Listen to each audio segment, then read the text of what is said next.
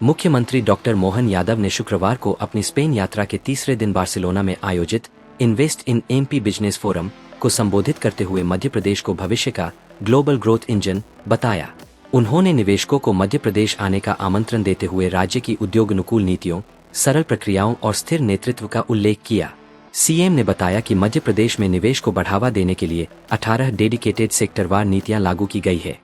उन्होंने कहा कि हम निवेशकों की जरूरत को समझते हैं और उन्हें पूरी तरह से सपोर्ट करना हमारी नीति है।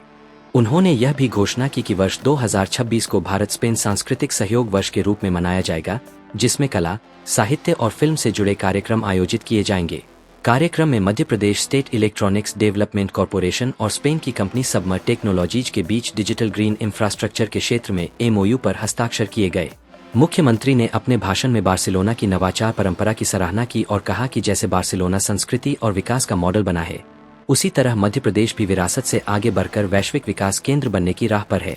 उन्होंने इंडिटेक्स जैसी कंपनियों से मिलकर मध्य प्रदेश के कॉटन की गुणवत्ता की चर्चा की और कहा कि मध्य प्रदेश ग्रीन एनर्जी उत्पादन में तेजी से अग्रणी बन रहा है।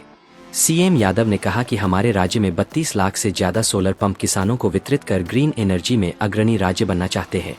उन्होंने भारत सरकार की योजनाओं का उल्लेख करते हुए कहा कि देश में 80 करोड़ से अधिक लोगों को मुफ्त राशन और करोड़ों को आवास जैसी सुविधाएं दी गई है। उन्होंने कहा कि हम साझेदारी के नए आयाम खड़े कर रहे हैं, सिर्फ निवेश नहीं बल्कि दीर्घकालीन संबंध बनाना चाहते हैं। इस अवसर पर स्पेन में भारत के महावाणिज्य दूत एम्बासेडर सुंदर मूर्ति ने मुख्यमंत्री के नेतृत्व की प्रशंसा करते हुए कहा कि अंतर्राष्ट्रीय स्तर पर पहली ही बैठक में एमओयू साइन होना मध्य प्रदेश की कार्यशैली को दर्शाता है। उन्होंने इंदौर की स्वच्छता और प्रशासनिक दक्षता को वैश्विक निवेशकों के लिए प्रेरणा स्रोत बताया। आज की स्थिति में 2600 रुपए क्विंटल गेहूं खरीद रहे हैं हम अपने किसानों के लिए। ये 20 साल में 2000 रुपए क्विंटल का हमने बढ़ावा दिया और आज भारत के अंदर सबसे ज्यादा फसल उत्पादन करने में पंजाब के बराबरी में अगर कोई काम कर रहा है कोई राज्य तो मध्य प्रदेश से मुझे इस बात की प्रसन्नता है। इतनी तेजी से हमने न केवल फसल के सेक्टर, सभी सेक्टर में समान रूप से आगे बढ़े।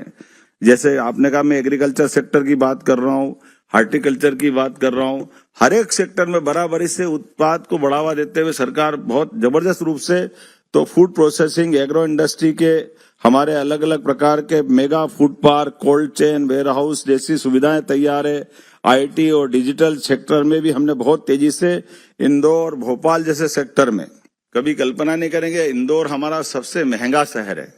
और महंगे शहर में भी महंगे में सबसे ज्यादा तो MR10 की कीमत है, लेकिन MR10 के ऊपर भी आईटी के सेक्टर को प्रमोट करते हुए 1/10 कीमत पे हम जमीन देने को तैयार है। तो ये जो अपना डेटा सेंटर या आईटी पार्क केवल इंदौर में बन रहे थे, अब केवल इंदौर में नहीं, इंदौर, उज्जैन, भोपाल, ग्वालियर, जबलपुर, यहाँ तक कि रीवा ऐसे स्थान पर भी आईटी पार्क हमारा बन रहा है। तो हमारे युवाओं को भविष्य की दृष्टि से रोजगार भी मिले, उनके टैलेंट के बलबूते पर वो अपनी खुद की साख भी बनाए और मध्य प्रदेश और देश को आगे बढ़ाए। तो सरकार के माध्यम से सभी प्रकार के हमारे सपोर्ट के, उनकी ताकत की आवश्यकता है। आज की स्थिति में 17 यूनिवर्सिटी सरकारी और 52 यूनिवर्सिटी प्राइवेट सेक्टर की, जो बदलते दौर में सभी प्रकार के कोर्स, केवल एक इतना ही नहीं, उससे आगे बढ़ करके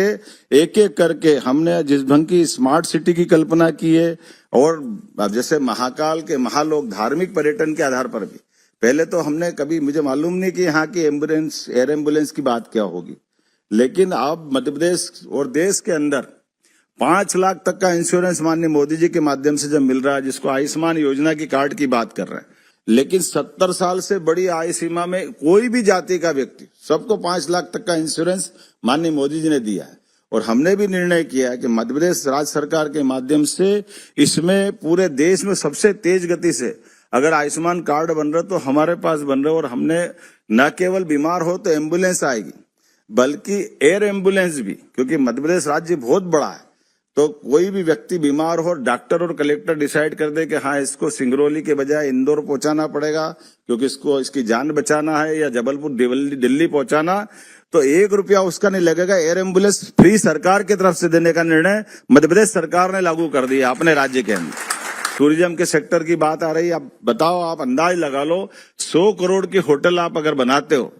तो 100 करोड़ की होटल में होटल आपकी व्यापार व्यवसाय आप करोगे, भले ही आप यहां से भी काम करोगे, तो 30 करोड़ की सब्सिडी हमारी सरकार की तरफ से देने को तैयार है। लेकिन मध्य प्रदेश सरकार ऐसी कई सारी योजनाओं को लेकर के बहुत सारे प्रकार से प्रमोशन कर रही है।